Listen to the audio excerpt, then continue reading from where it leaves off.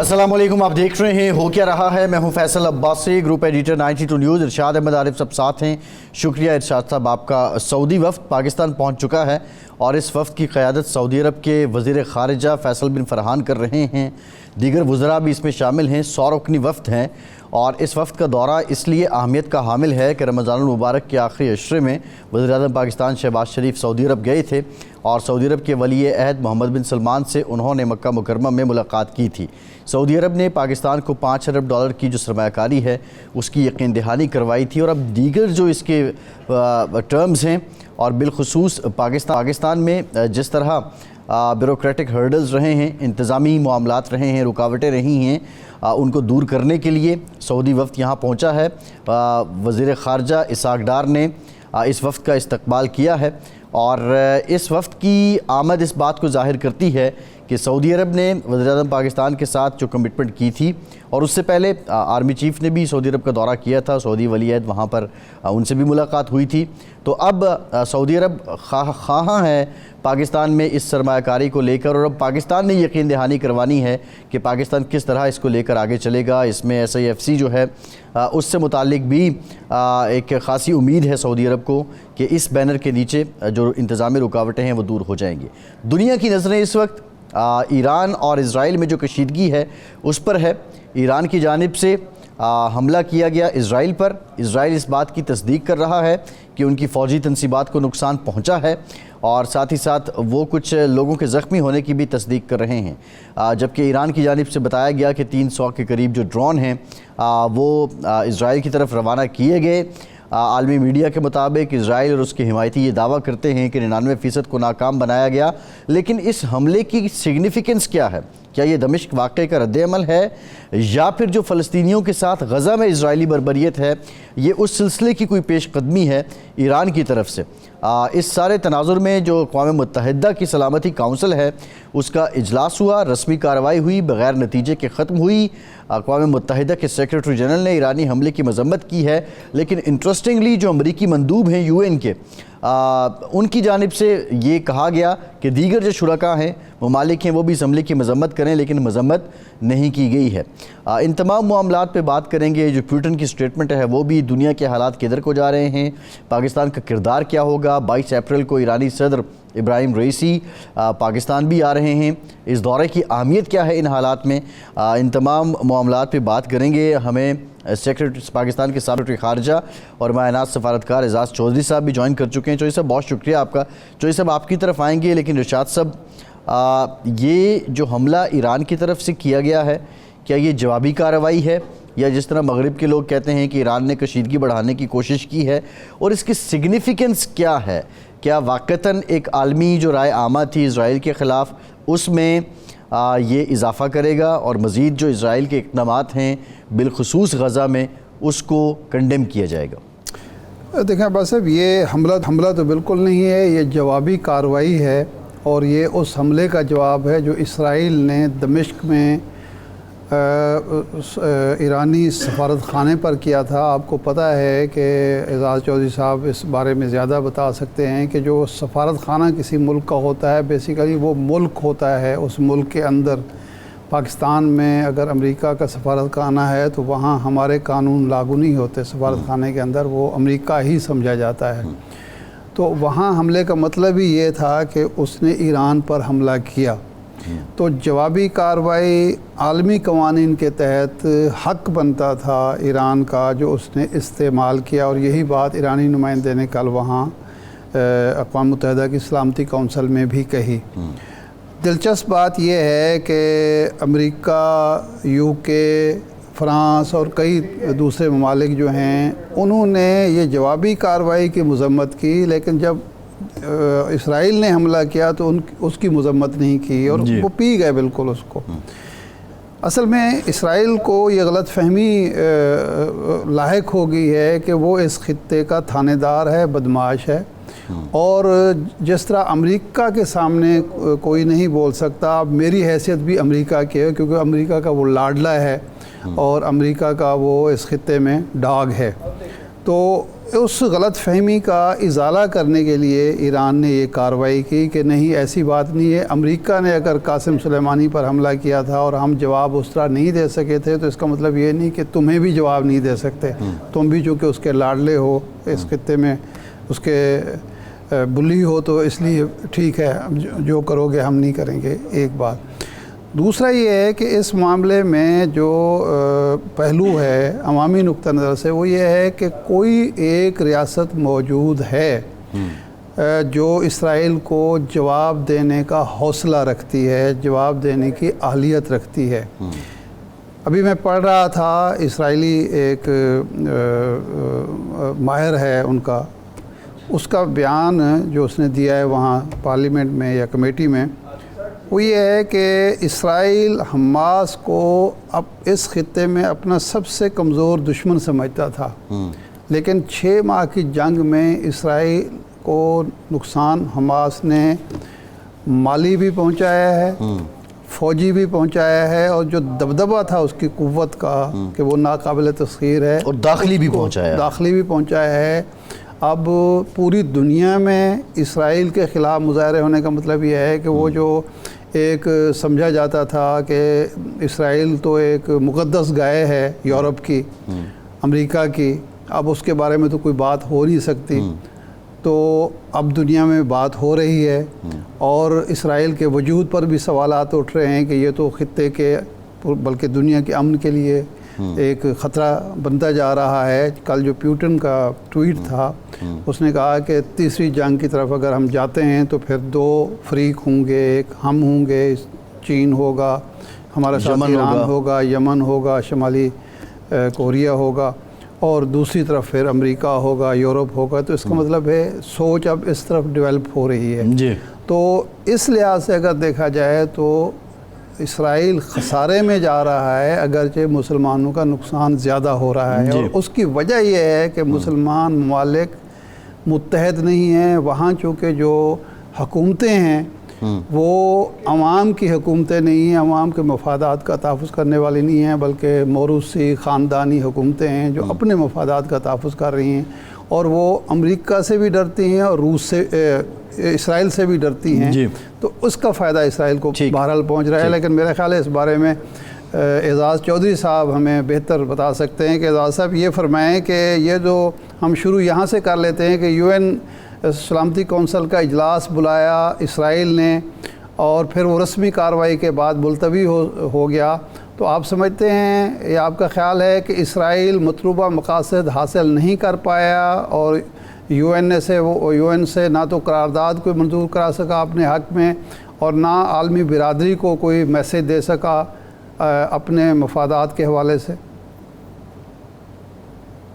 جو ابھی تھوڑا پہلے تبصرہ کیا وہ بالکل بجا ہے، اور میں یہ سمجھتا ہوں کہ اسرائیل کا جو بنیادی مقصد تھا وہ تو یہ تھا کہ غزہ میں جو ان کے ظلم اور بربریت کے خلاف آواز اٹھ رہی ہے وہ بڑھتی جا رہی تھی، حتیٰ کہ امریکہ اور یورپ میں بھی بڑھ گئی تھی، جس کی وجہ سے ایون امریکہ کو بھی پچھلی قرارداد پہ ایبسٹین کرنا پڑا تھا، ویٹو نہیں کیا تھا۔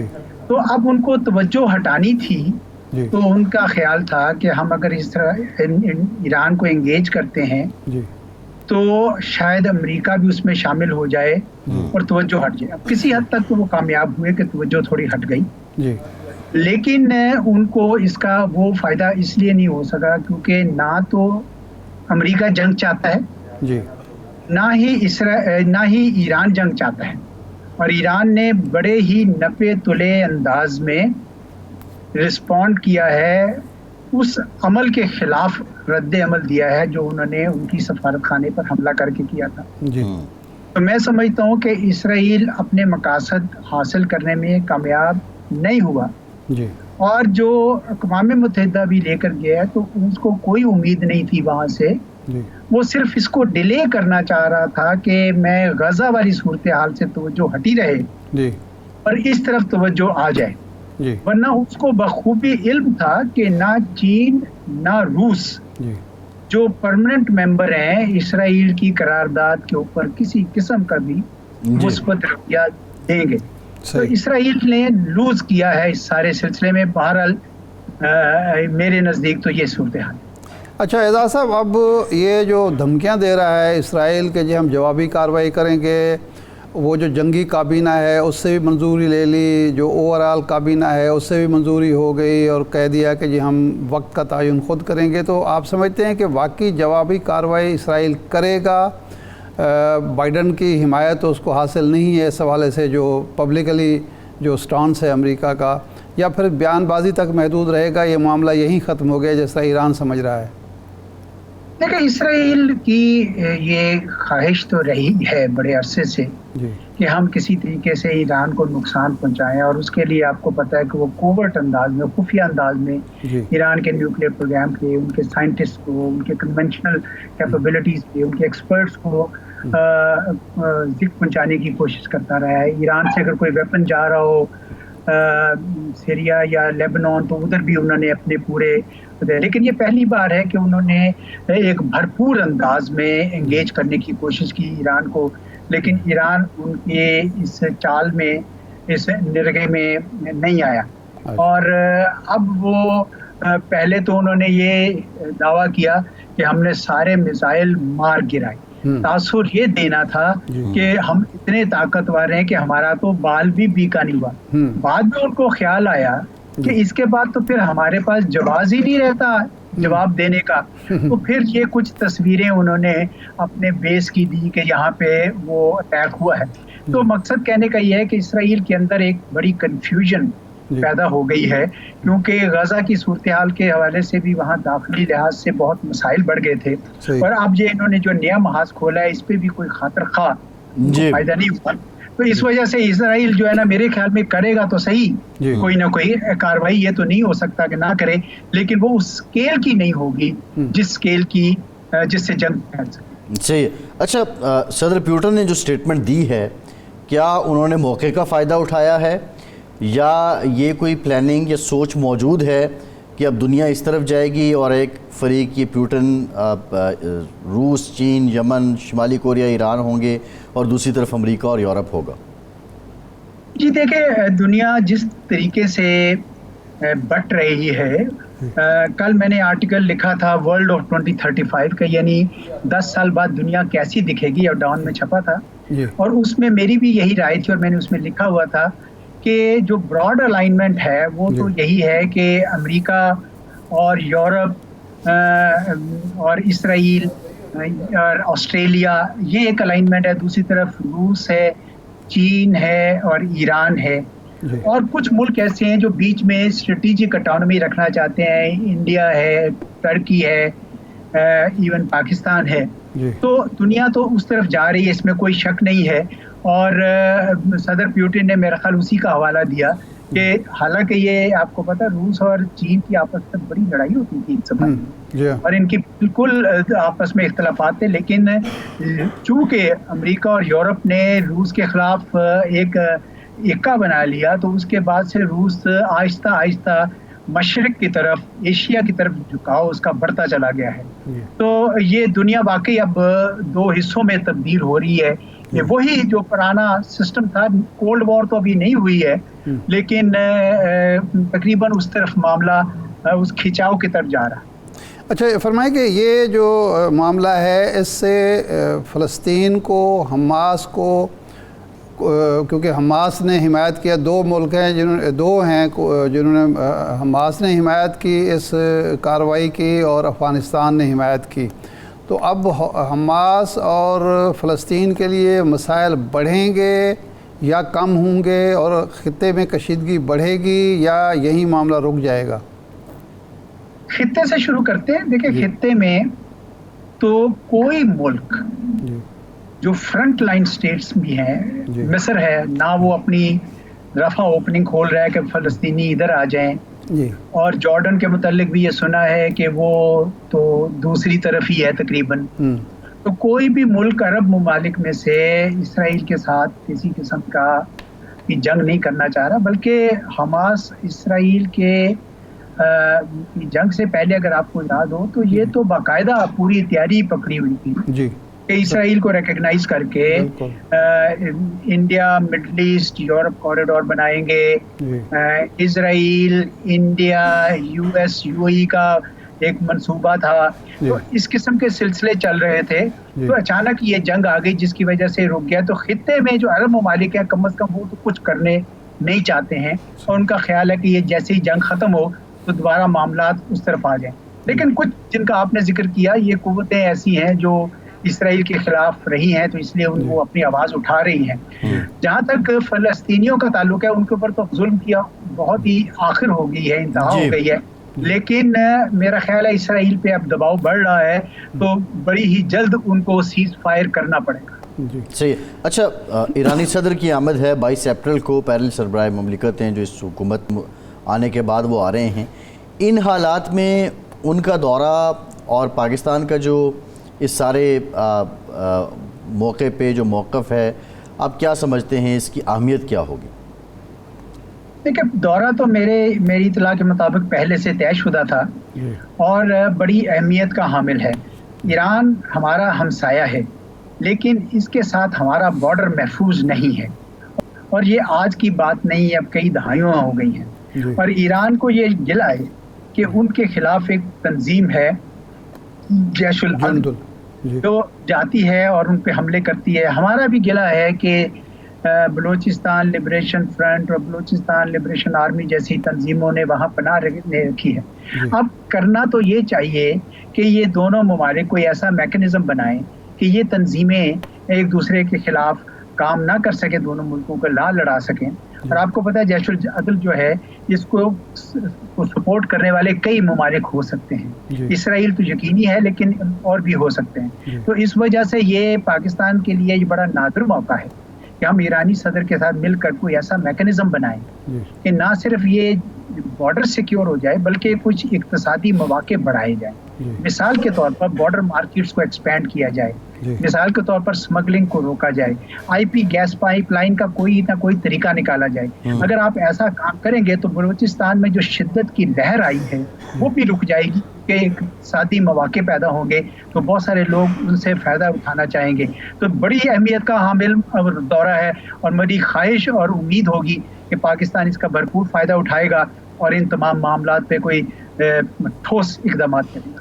اچھا سر, ایک اہم دورہ آج سے شروع ہو رہا ہے جو سعودی عرب کے وزیر خارجہ فروان بن فیصل ہیں وہ پہنچے ہیں بڑا ایک ڈیلیگیشن لے کر. اگرچہ مقاصد اقتصادی اور معاشی ہیں لیکن چونکہ خطے کی صورتحال بدل گئی ہے تھوڑی سی, تو اس کو آپ کس نقطہ نظر سے دیکھتے ہیں؟ اور بائیڈن نے جو بیان دیا تھا کہ جی اب بھی سعودی عرب سے ہم کہہ رہے ہیں اور وہ تیار ہیں اسرائیل کو تسلیم کرنے کے لیے, تو اس پس منظر میں اس دورے کی کیا اہمیت ہے؟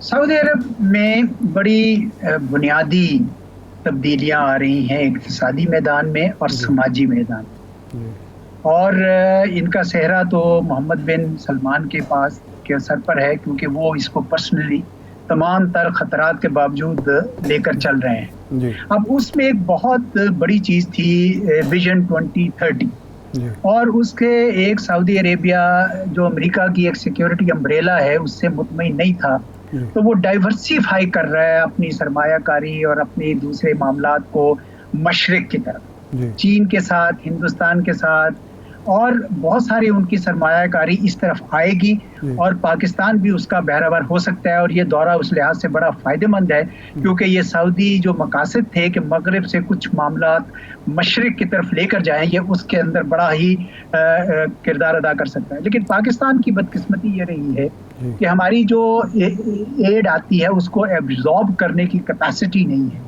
ہم فیزیبل پروجیکٹس نہیں بنا سکتے ہیں. ہمارے ہاں سرخ فیتہ اتنا بھیانک ہے کہ کوئی سرمایہ کار یہاں نہ ڈومیسٹک نہ باہر کا کر سکتا ہے کام. تو ایس آئی ایف سی ایک واحد امید پیدا ہوئی کہ ان تمام سرمایہ کاروں کو مغرب سے, بلکہ میں تو کہتا ہوں پاکستان کے پرائیویٹ سیکٹر کے بھی سرمایہ کاروں کو وہ تحفظ فراہم کرے کیونکہ پاکستان کو اس وقت بڑی شدت سے ضرورت ہے کہ ہم ایڈ نہ لیں, ہم سرمایہ کاری لیں تاکہ جابس پیدا ہوں, تاکہ ہم اپنے قرضے واپس کر سکیں, تاکہ ہم اپنے پاؤں پہ کھڑے ہو سکیں. تو سعودی فارن منسٹر کا یہ جو دورہ ہے اور 100 لوگ اس میں شامل ہیں, یقیناً ان میں بہت سارے بزنس مین ہوں گے, سرمایہ کار ہوں گے جو آگے جائزہ لینا چاہتے ہوں گے ذاتی طور پر کہ یہ جو سرمایہ کاری ہم کریں وہ فائدہ مند ہوگی کہ نہیں. اب پاکستان کے پاس اب کوئی وقت نہیں ہے کہ ہم اس قسم کے مواقع ضائع کریں, اور اس کے اوپر بھی بڑی توجہ دینی چاہیے تاکہ ہم اس کا بھرپور فائدہ اٹھا سکیں جو بدلتے ہوئے حالات ہیں. آپ نے ذکر کیا کہ امریکہ کے ساتھ جو سعودی عرب کے جو تعلقات ہیں اور امریکہ کا یہ کہنا کہ ابھی بھی اسرائیل کے ساتھ یہ بالکل صحیح ہے. امریکہ تو یہ چاہے گا اور اسرائیل بھی چاہے گا یہ سارا معاملہ ٹھپ ہو گیا ہے, اور شاید یہ عرب ممالک بھی چاہیں لیکن ابھی نہیں.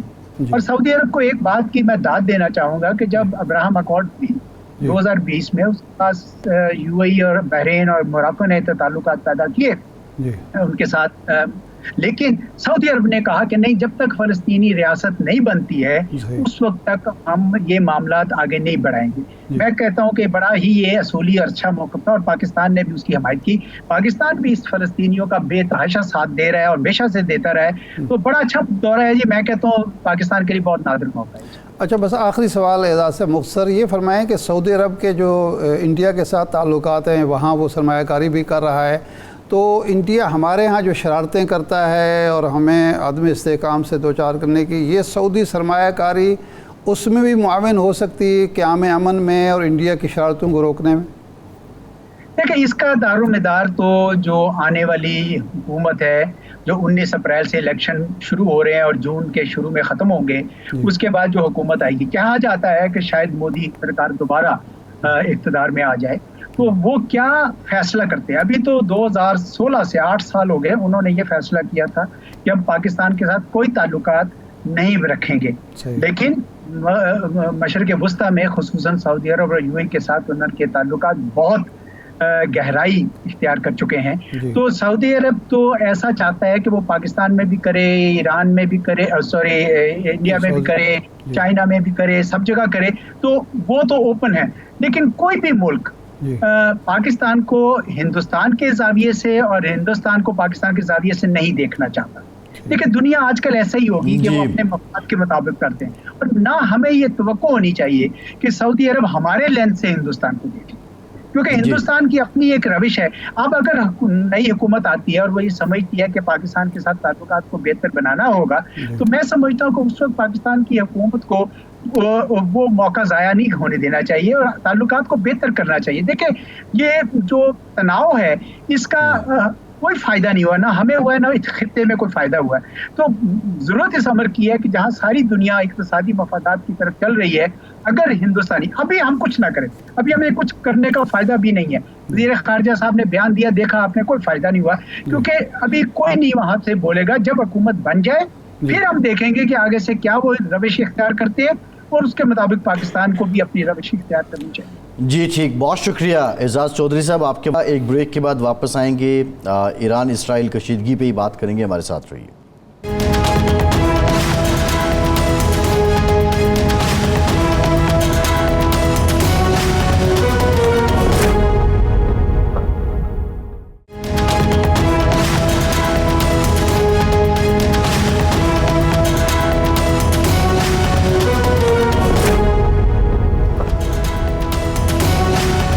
بریک کے بعد ایک بار پھر سے آپ کو خوش آمدید کہیں گے. ارشاد صاحب, امریکہ کے برتاؤ سے کیا لگ رہا ہے کہ کیا امریکہ آلدو اسرائیل اس کا بغل بچہ ہے, بڑی قربتیں ہیں, سب کچھ ہے, لیکن اس سارے تناظر میں امریکہ بہت محتاط چل رہا ہے, بیک فٹ پہ ہے, یا وہ اسرائیل کے شانہ بشانہ ہے؟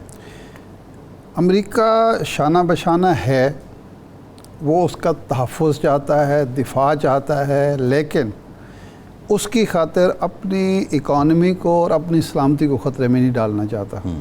اور یہ سبق اس کو ملا ہے افغان جنگ سے. اس سے پہلے جو تھا امریکہ ہر جنگ میں کودتا تھا اور ہر جگہ کوئی نہ کوئی پنگا لیتا تھا, لیکن وہاں پھر ریئلائزیشن 2 مواقع پر, پہلی عراق جنگ جو ہوئی اور اس کے بعد اکانومی بش سینئر کے دور میں امریکہ کی اکانومی خراب ہوئی, جس کو کلنٹن نے آ کے درست کیا. تو وہاں امریکیوں میں یہ احساس پیدا ہونا شروع ہوا جس کو بہت آگے جا کے بڑھا دیا ٹرمپ نے کہ جی ہم اپنے وسائل دوسروں پر کیوں ضائع کریں اور دوسروں کے تحفظ کے لیے یا دوسرے کی جنگوں میں اپنے جوان کیوں مروائیں، اپنے وسائل کیوں ذریں، اپنے عوام کا جو ٹیکس کا پیسہ ہے وہ اس طرح جنگ پہ ضائع کر کے اپنی خوشحالی کو بدحالی میں کیوں بدلیں. اور یہ سینٹیمنٹ کافی اب بڑھ چکا ہے. جی اچھا، اس کی وجہ سے اب بائیڈن دو طرفہ دباؤ میں، ایک تو الیکٹرل ہے، چڑھائی کی ہوئی ہے ٹرمپ نے، اور بظاہر یوں لگ رہا ہے کہ شاید ٹرمپ کے لیے کوئی مسئلہ ہی نہیں کہ وہ دوبارہ آ سکتا ہے. انہوں نے کیسز کے ذریعے، عدالتوں کے ذریعے، وہی جو تھرڈ ورلڈ کا طریقہ ہے الجھا کے ایک آدمی کو نکال دو پروسیس ہے، وہ ناکام ہو گیا. اور یہ جو ابھی امریکہ اپروچ لے رہی ہے ویسے ٹرمپ کی اپروچ ہے؟ یہ ٹرمپ والی اپروچ ہے، تھوڑے سے فرق کے ساتھ. جی کہ اب یہ تو امریکہ بھی چاہتا ہے کیونکہ اس کی جو ہیجمونیل ڈیزائن ہیں اور جو ایک سپر پاور کا اس کا ہے، وہ تو یہ اجازت نہیں دیتا کہ وہ پیچھے ہٹے اور تاثر ملے کہ جی وہ بالکل اس قابل ہی نہیں رہا. لیکن وہ چاہتا بھی نہیں ہے کہ یہ کشیدگی بڑھے اور اس کی معیشت پر اور اس کی سلامتی کے لیے خطرات بڑھیں. صحیح. ارشاد صاحب ذرا اس پہ ہم بات کریں گے. ہمیں جوائن کیا ہے سعودی عرب کے سینئر صحافی اور ماہر جو مشرق وسطیٰ کے امور ہیں، اس پر بڑی گرپ ہے ان کی، خالد المینا صاحب نے. خالد صاحب بہت شکریہ آپ کے وقت کا. یہ بتائیے گا یہ جو پچھلے 3-4 دن میں ڈیولپمنٹس ہیں، ایران نے جوابی کارروائی کر دی، جو عالم عرب ہیں وہ اس کو کیا ایران کا حق دفاع سمجھتے ہیں، جوابی کارروائی سمجھتے ہیں، یا وہ حملہ سمجھتے ہیں جو کشیدگی کو بڑھائے گا؟ خیال میں یہ اگر آپ ٹویٹس دیکھیں گے اور آرٹیکلز دیکھیں گے، انہوں نے تو ایرانیوں نے اٹیک کے پہلے انہوں نے امریکہ کو انفارم کیا. So it looks like a drama. یعنی اگر آپ دیکھیں انہوں نے پہلے سے اعلان کیا. 150 راکٹ گئے ہیں، ڈرونز گئے ہیں، کوئی بھی نہیں مرا، ایک آدھ جو مارے. Second thing I think it was more ego کہ ایران نے کہا کہ at least we have right کہ انہوں نے جو کونسلیٹ پر اٹیک کیا اور ان کے جنرلوں کو مارا، تو دیٹ واز اٹ. لیکن اس کے اوپر میں زیادہ کوئی فوکس نہیں کروں گا بیکاز اس کا کوئی فائدہ نہیں ہوا. لیکن ایک چیز ٹیکٹیکلی فائدہ ہوا کہ ایران نے جو بھیجا آپ کے ڈرونز اور دوسرے دے ور ویری پریمیٹیو اور اتنے سلو جا رہے تھے، تو پوری عرب ممالک دیکھ رہی تھی یہ اوور عراق، اور یہ ہم لوگ خود ٹیلی ویژن میں دیکھ رہے تھے جیسے واٹر پمپ کا آپ کے انجن ہے machine, it was like that. لیکن ایک چیز ایکسپوز ہوا کہ اسرائیلی ڈیفنس کے جو ہائی ٹیک ہے، ایرانیوں کو معلوم ہوا کہ what type of defensive mechanism they will use, iron dome, اور یہ اس سے زیادہ اس کا کچھ فائدہ نہیں ہوا نائدر سائڈ، نہ ایران کا نہ کوئی دوسروں کا. تو آپ کے خیال میں عوام وہاں عرب کے عوام بھی یہی سمجھتے ہیں کہ بس یہ ایک ڈرامہ ہی تھا اور صرف اپنے عوام کی توجہ ہٹانے یا اپنے عوام کو مطمئن کرنے کی کارروائی، جبکہ اسرائیل کا جو آج کا بیان ہے وہ تو یہی ہے کہ ہمارے 2 ہوائی اڈوں کو، خاص طور پر وہ نیتم والا جو ہے اس کو ایئر بیس کو نقصان پہنچا، ایک جہاز جو ہے C-30 اس کو بھی نقصان پہنچا اور 12 لوگ زخمی بھی ہوئے. نہیں ہوا، آئی ایگری وتھ یو. بس جب آپ سن رہے تھے کہ 150 ڈرونز، بیلسٹک میسائلز اور یہ، تو ایسے معاملوں ہوا کہ اسرائیل پر فل سپیڈ اٹیک ہوگا. لیکن message has gone to Israel کہ please don't step around and don't do thing. Problem یہ ہے کہ اسرائیل از ناٹ اسٹرانگ، لیکن جو ممالک ہیں ان کے اراؤنڈ وہ ویک ہیں. اب دیکھیے جو اٹیک آن عراق کو ڈسٹروائے کیا امریکنز لوگ نے، اس کے بعد سیریا میں، لیبیا میں، اس میں تو the Arab countries do not have the capability to maintain and consolidate their position. یہ ان کی کیپیبلٹی نہیں ہے. ایران نے جو بھیجا it's good, nobody is seeing no. At least وہ ایران انہوں نے they have got face saving, انہوں نے اپنے منہ کا پانی کو انہوں نے سیو کیا کہ ہم بھی آپ کو مار سکتے ہیں. لیکن اگر آپ پڑھیں گے کہ ایران نے ان کو، امریکہ کو انہوں نے انفارم کیا، اور جیسے آپ کہتے ہیں minor damages have happened, we don't know exactly what will happen. Even America نے فل سپورٹ نہیں دیا اسرائیل کو. In fact the Americans told Israelis کہ آپ لوگ ان کو اس پر کوئی اٹیک نہ کیجیے، نہ اسرائیل میں اتنا ایموشنز کہ we are going to retaliate. نہیں، لیکن اب اس میں اسرائیل کی جنگی کابینہ نے بھی اور دوسری کابینہ نے بھی منظوری دی جوابی حملے کی. امریکہ کہہ رہا ہے کہ جی آپ کوئی حملہ نہیں کریں گے اور اگر کوئی کارروائی کرنی ہے ہمیں پہلے بتائیں گے. تو امریکہ کی جو یہ پالیسی ہے وہ کشیدگی بڑھانا نہیں چاہتا، یا وہ سمجھتا ہے کہ اسرائیل کے لیے خطرات بڑھ جائیں گے اس لیے اس کو اب بس اسی پہ اکتفا کرنا چاہیے، یا کوئی انڈرسٹینڈنگ ہے ایران کے ساتھ اس کی؟ آئی ڈونٹ نو، کیونکہ اتنے آج کا سچویشن ہیز چینج. یہ جیسے ہالی ووڈ اور بالی ووڈ کا کوئی فلمی ڈرامہ ہے. I be very frank with you. لیکن جیسے پریویس اسپیکر جو تھے ہی واز سیئنگ کہ ابھی امریکہ میں is an election season, Biden پریشان ہے. آن دا ادر سائڈ جیسے آپ نے کہا دوسرا candidate Trump, both are worse than each other. So Americans are also confused. لیکن میرے خیال میں امریکہ نہیں چاہتی ہے کہ اس ابھی نومبر کو 4-5 مہینے باقی ہے، اس وقت پر کوئی نہ کوئی ایسی مڈل ایسٹ کانفلکٹ ہو کہ پورا فوکس الیکشن سے کانفلکٹ پڑ جائے گا. صحیح ہے. اچھا خالد صاحب یہ بتائیے گا، یہ آپ کی رائے یہ ہے کہ یہ بالکل ایک پلان تھا ایران کی طرف سے جو کیا گیا، لیکن اسرائیل جو غزہ میں کر رہا ہے اس کے بعد اسرائیل کے اندر سے جو آوازیں اٹھ رہی ہیں، تل ابیب میں فلسطینیوں کے حق میں مظاہرہ ہوتا ہے، ان کا اپوزیشن لیڈر نئے الیکشن کال کرنے کی بات کرتا ہے. یہ جو انٹرنل چیلنجز ہیں، یہ جو کرائسس یا داخلی بحران اٹھ رہے ہیں، اس کا کیا فائدہ کوئی فلسطینیوں کو ہوگا، غزہ کے لوگوں کو ہوگا؟ Not at all. 90% of Italians, اسرائیلی کے جو لوگ ہیں from all origins, they want genocide. We should not give ourselves any opium یا ہم خود انجیکشن دیں گے. Problem جو Zionist ideology ہے, and I speak as an academic or analyst without going into some emotions, یہ یہی چاہتے ہیں. یعنی they want this. کوئی ڈیمونسٹریشنز ہو رہے نتنیاہو کو خلاف بس، اور ہو رہے، I am not seeing no, around the world یہودیوں نے بھی، سب لوگوں نے، تورا جوز نے بھی کیا ہے، لیکن نو بڈی ول ہیلپ دا فلسطینیز. ہم اس مرحلے میں ہیں، فیز ہماری ہسٹری میں، totally helpless Palestinians, but they are fighting. The only people who are fighting for the right. اور میرے خیال میں ویسٹ بینک میں بھی آپ دیکھیے 1-8 مہینے میں وہاں انسرکشن اور انتفاضہ ہوگا. Otherwise there is no hope for the Palestinian. آپ نہیں چاہتے کہ آپ کا جو جلاد ہوتا ہے اور ایکسیکیوشنر وہ آپ کو قتل کرنے کے پہلے آئس کریم کھلائیں گے. No, they are all victims of power politics. اور آپ نے ایک چیز اور دیکھا ہے، یہ جو لوگ جو کہتے ہیں جبھی بھی کوئی کانٹریکٹ ہوتا ہے مڈل ایسٹ میں تو یہ سب ڈیلیگیشنز بھیجتے ہیں، جرمنی، فرانس، اور یہ رشی سوناک، یہ آدمی جو میرے خیال میں وار کرمنل ہے. the way he said I stand by you. Germany کے لوگ نے ہیومن ایڈ کو سٹاپ کیا، France, all these people. So when it comes to فلسطین اور ہمارے ایریا کے، they are all united. So I don't think so there is any hope. ہم یہ چاہتے ہیں کہ اللہ فلسطینیوں کو کچھ پیشنس دیں to stand up against all these. Otherwise don't expect کہ ان سے کچھ نہ فائدہ ہوگا. اچھا خالد میاں صاحب، ایک کافی عرصہ پہلے یعنی اکتوبر نومبر میں آپ سے جب بات ہوئی تھی تو آپ کا خیال تھا اور ہمارا بھی یہی خیال تھا کہ مصر اور سعودی عرب کا اہم کردار ہوگا اس جنگ کو بند کرانے کے.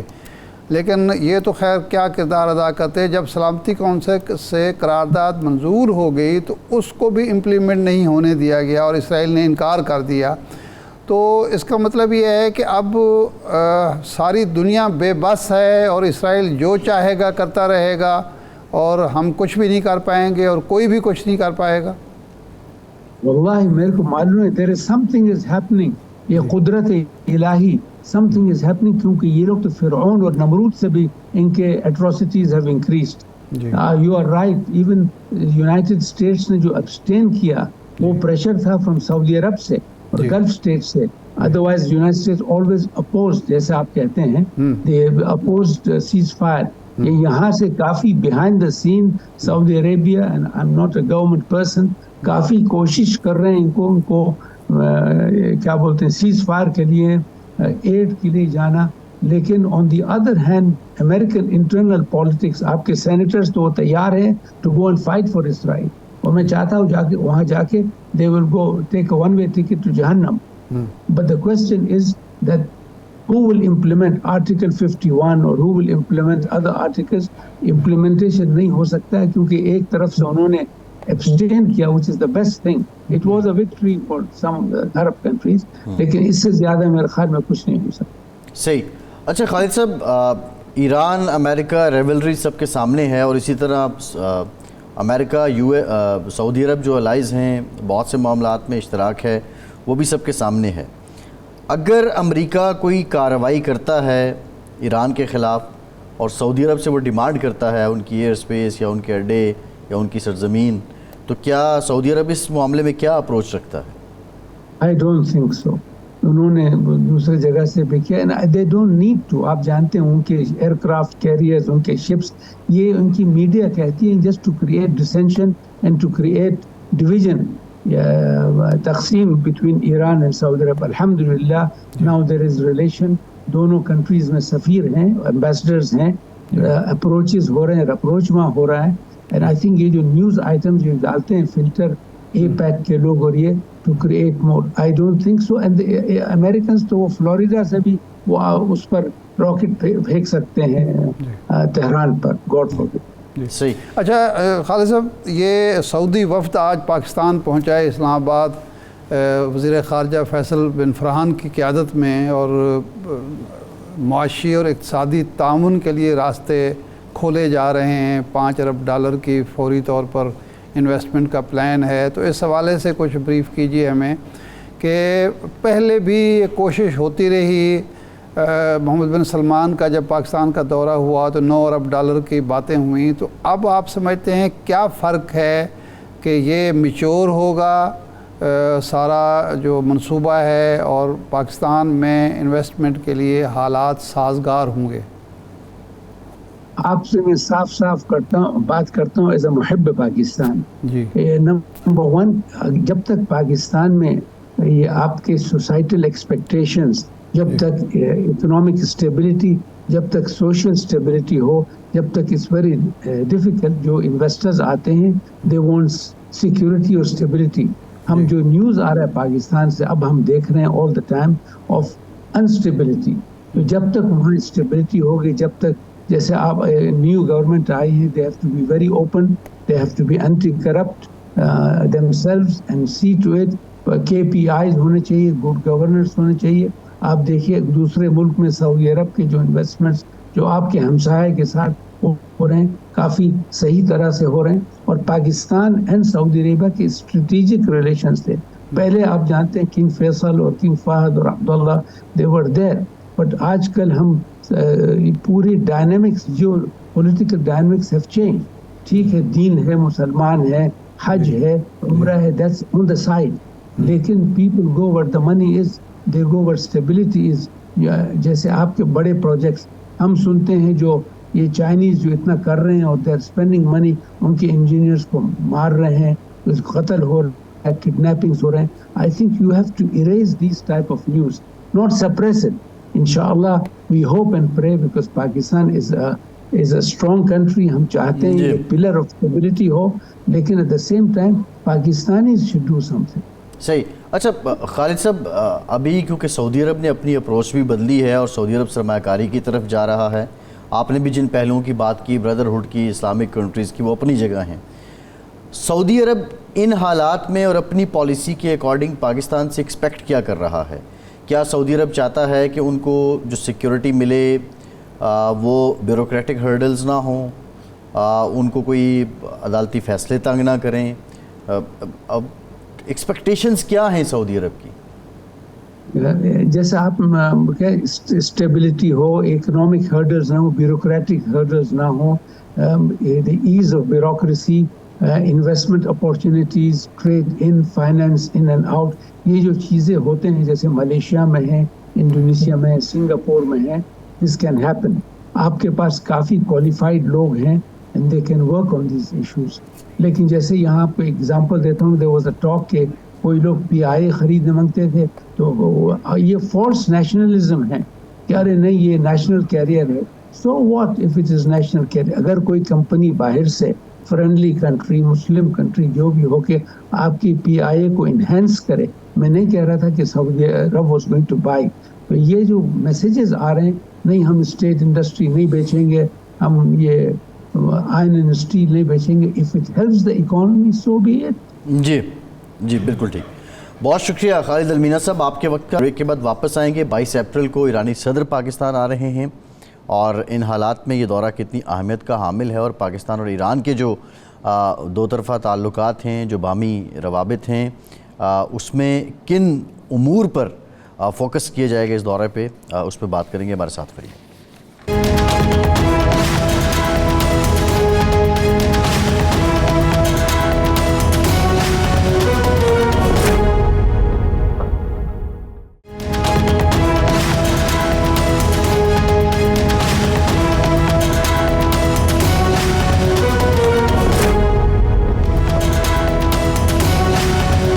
ब्रेक के बाद एक बार फिर से आपको खुशामदीद कहेंगे। इरशाद साहब, 22 अप्रैल को ईरानी सदर इब्राहिम रईसी पाकिस्तान के दौरे पर आएंगे, और जो मौजूदा हुकूमत है इसके आने के बाद ये पहला दौरा है जो किसी भी सरबराह मुमलिकत का होगा, क्योंकि ये दौरा तो पहले से तय था लेकिन हालात यकसर बदले हैं, और इन बदले हुए हालात में पाकिस्तान बहुत से मामलात पे डिपेंडेंट है, दीगर ममालिक पे भी, लैंडिंग एजेंसीज़ पे भी। लैंडिंग एजेंसीज़ इन्फ्लुएंस्ड हैं सुपर पावर की, यूरोप की। क्या समझते हैं, ये दौरा एक मामूल का दौरा ही समझा जाएगा, पहले से तयशुदा दौरा समझा जाएगा, या इसके कुछ चैलेंजेस भी हैं? अब्बास साहब, ये एक अहम दौरा है और ये मामूल का दौरा नहीं है। एक तो इसकी डायमेंशन ये है कि जब हमारे दरमियान तलखी पैदा हुई, उन्होंने हमारी सरज़मीन पर अटैक किया, हमने उसका जवाब दिया, तलखी बढ़ी, कशीदगी बढ़ी, लेकिन फ़ौरन बाद मामला संभल गए। और उसके बाद उस वाक़े के 2-3 महीने बाद अगर एक सरबराह मुमलिकत पाकिस्तान आता है तो इसका मतलब है कि वो तलखी बिल्कुल ख़त्म हो चुकी है। इस नुक्ता नज़र से इस दौरे को देखना चाहिए। दूसरा, इस दौरे को देखना चाहिए सऊदी वफ़द के दौरे के साथ मिला के, और वो यूँ कि अगर आपको इस मुल्क के अंदर इन्वेस्टमेंट चाहिए, इस्तेहकाम चाहिए, तो फिर सबसे ज़्यादा ज़रूरी है कि हमसायों के साथ हमारे ताल्लुकात अच्छे हों। ना कोई हमसाया अपनी सरज़मीन हमारे ख़िलाफ़ इस्तेमाल करने दे, और ना कोई दुश्मन हमारी सरज़मीन किसी के ख़िलाफ़ इस्तेमाल कर सके। तो इसको भी इस अंदाज़ में देखें कि सऊदी। और तीसरा इसका पहलू ये है कि एक कनेक्टिविटी का हमने एक दी थी पिछले दौर में, जब हमारी सिक्योरिटी पॉलिसी बनी थी, तो उसका अहम पॉइंट जो था वो कनेक्टिविटी थी। और ज़ाहिर बात है कनेक्टिविटी में फ़ौरी तौर पर जहन जो जाता है भारत के साथ, लेकिन भारत तो तैयार नहीं है अच्छे ताल्लुकात के। अभी तक तो यही सूरत हाल है। वहाँ इलेक्शन का माहौल है, वो अगले 5-6 महीने नज़र नहीं आना। तो इसका मतलब है कनेक्टिविटी से क्या मुराद है कि मशरिक़ वुस्ता, जो अफ़गानिस्तान है, ईरान है, सेंट्रल एशिया है, जिनके साथ हमारे अच्छे ताल्लुकात हैं, उनको तो हम मज़ीद करीब लाएं और तजारती रास्ते, मुआशी रास्ते, इक़्तिसादी रास्ते खोलें। और उसमें ईरान एक अहम मुल्क है, माजी में भी, अब भी, आइंदा भी, हमसायगी के लिहाज से भी, हमारी मुश्तरका तहज़ीब और सक़ाफ़त के लिहाज से भी, और मौक़िफ़ के भी लिहाज से भी देखा जाए अगर, तो कई इशूज़ पर हमारा इसराइल के इशू पर, कश्मीर के इशू पर, इलाके की सियासत के हवाले से हमारा मुश्तरका मौक़िफ़ रहा है। और कई मौक़े पर 1971 की जंग में, 65 की जंग में ईरान ने हमारा साथ दिया है। जब ईरान मुश्किल में था, इराक़ ईरान जंग हो रही थी, तो पाकिस्तान पर बहुत ज़्यादा अमेरिका का दबाव भी था, हमारे टाइम ट्रस्टेड दूसरे दोस्तों का भी दबाव था कि हम इराक़ का साथ दें, ईरान के मुखालिफ हैं, लेकिन हमने बिल्कुल तैयार नहीं हुए। ठीक। तो इस लिहाज से ये दौरा बड़ा अहम है। اچھا ارشاد اور صاحب، ایک اور پہلو جی، وہ یہ ہے کہ جو ہمارا گیس پائپ لائن کا معاہدہ ہے جو زرداری صاحب اس نے میں کیا کچھ تھا، مزید ٹائم مل جائے گا؟ اب چونکہ وہ میچور ہو رہا ہے اور ہم اپنے حصے کا کام نہیں کر سکے تو وہ بھی ایک مسئلہ ہے. تو توقع یہ ہے کہ اب نئے سرے سے اس معاہدے پر غور و خوض کیا جائے گا. ہم اپنی مشکلات بیان کریں گے، مسائل بیان کریں گے، جی. اور صدر جو ہیں وہاں اچھا کے. ارشاد صاحب، یہ جب سعودی عرب اور ایران کے درمیان سفارتی تعلقات بہتر ہوئے، بحال ہوئے، اور اب ان کے تعلقات بہتر ہیں، ماضی کی نسبت تو بہت بہتر ہے نا، ایک تو وہ رنجشیں، وہ دوریاں، اور پھر اب تعلقات ہیں. سعودی عرب کا یہاں آنا، آپ نے کہا کہ دوسرا اس ساری سرمایہ کاری کے لیے، خالد المینا صاحب بھی بات کر رہے تھے کہ امن کا ہونا بڑا ضروری ہے. جیش العدل، بی ایل اے اور دیگر جو معاملات جند اللہ اور کئی چیزیں، ہاں، اور بڑی تنظیمیں ہیں، یہ باہمی مسائل ہیں ایران اور اس کے درمیان. آپ سمجھتے ہیں کہ اس دورے کے بعد اس کا بھی کوئی جامع حل نکل پائے گا؟ اور شرارت کوئی نہ کوئی تو کرے گا کہ اس کا جامع حل نہ نکلے، تو اس کا کیا طریقہ کار ہونا چاہیے؟ دیکھیں یہ جو نیکسس ہے نا امریکہ، اسرائیل، بھارت کا، وہ آپ کو چین سے نہیں بیٹھنے دے گا. میں تو ہمیشہ اس بات کا حامی رہا ہوں اور اس پر مجھے ایمان ہے میرا کہ وَلَن تَرْضَىٰ عَنْكَ الْيَهُودُ وَلَا النَّصَارَىٰ حَتَّىٰ تَتَّبِعَ مِلَّتَهُمْ. آپ یہ توقع ہرگز نہ کریں کہ اسرائیل اور بھارت اور وہ ان کا جو سرپرست ہے وہ آپ کا کبھی مخلص دوست ہو سکتا ہے. اپنے مفادات کے لیے وہ آپ کا دوست ہوگا. جب تک آپ اسلامی جمہوریہ پاکستان ہیں، جب تک آپ nuclear Islamic republic of Pakistan ہیں، آپ کو مسائل تو درپیش ہوں گے. اس کا حل یہی ہے کہ ہم اپنے مشترکہ دشمنوں کو پہچانیں اور ان سے بھی توقع کریں اور خود بھی کریں کہ جو ہمارے اور افغانستان کے درمیان، ہمارے اور ایران کے درمیان تعلقات خراب کرنا چاہتے ہیں، ہمارے اور چین کے درمیان تعلقات خراب کرنا چاہتے ہیں، ہمارے اور سعودی عرب کے درمیان، ان قوتوں کو آگے بڑھنے نہ دیں. دیکھیں ایک بہت فائدہ ہے ہمیں، وہ ہے چین کا. چین ہمارا بھی دوست ہے، چین ایران کا بھی دوست ہے، اور افغانستان کا بھی دوست ہے.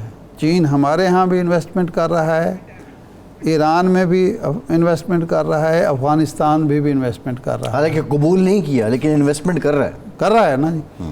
وہاں سفیر موجود ہے. دیکھیں نا، ہوا یہ ہے کہ وہاں سفیر کی مدت ختم ہو گئی، انہوں نے نیا سفیر نامزد کر دیا. کابل میں بھی سفیر موجود ہے اور کابل کا سفیر بیجنگ میں بھی موجود ہے، نیا سفیر تعینات ہو گیا. اس کا مطلب ہے کہ انڈائریکٹ آف دا ریکارڈ سفارتی تعلقات برقرار ہیں. لیکن اس سے جو امپورٹنٹ چیز ہے وہ ہمارے نقطہ نظر سے وہ یہ ہے کہ جب ان تین ملکوں میں چائنا کی انٹرسٹ ہے، یعنی اکنامک انٹرسٹ موجود ہے، تو یہ اکنامک انٹرسٹ ہمیں ایک دوسرے کے درمیان غلط فہمیاں دور کرنے میں بھی مددگار ہو سکتا ہے. جس طرح چین کی انویسٹمنٹ کی وجہ سے، سعودی عرب کی چین میں انویسٹمنٹ، چین کی انویسٹمنٹ ایران میں، اور اس کا نتیجہ یہ ہوا کہ کئی سال کے بگڑے ہوئے تعلقات درست ہو گئے. ارشاد صاحب ایک اور پہلو ہے، جی، بھارت کی آلموسٹ برابر کی ریلیشن ہے، بزنس ریلیشن، جو شاید امریکہ کے ساتھ ان کے اتنا ہی چین کے ساتھ بھی ہے. جی، لیکن اس کا تو وہ نیچرلی بھی الائی نہیں بن رہا. جی، اس کی معاملات بھی ہو رہے ہیں، وہ اسٹریٹجک نہیں، اس کی وجہ اور ہے. اس کی وجہ اور ہے. اس کی وجہ یہ ہے کہ چین، جو بھارت ہے وہ اپنے آپ کو چین کے مقابلے کی طاقت سمجھتا ہے. اس خطے کا وہ تھانے دار بننا چاہتا ہے، اور اس کی تھانے داری یا اس کی برابر کی قوت بننے کے لیے اس کو امریکہ کی ضرورت ہے، اس لیے وہ استعمال ہو رہا ہے. یہ ہے مسئلہ. اگر وہ چین کے برابر آ گئے تو پھر وہ امریکہ اس کو یہ بڑی انٹرسٹنگ ہے. ارشاد صاحب ٹائم ختم ہو گیا. شکریہ آپ کا. آج کے پروگرام سے اتنا ہی، اجازت دیجیے.